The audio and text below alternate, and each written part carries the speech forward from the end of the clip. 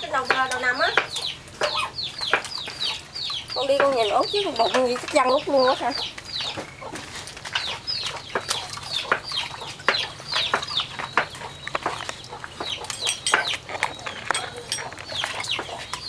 Nước cam rồi đó.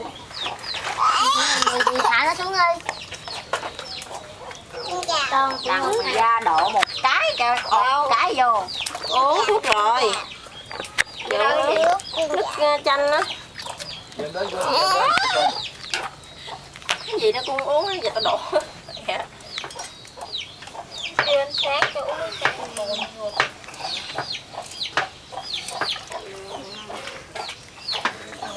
chanh buồn rồi. Ông bè. Ủa mày vô nha. Thôi nghỉ đi mấy coi. Uống nước bữa vô đây đi. Uống nước. Đừng quên để cho cũng không đi với nước.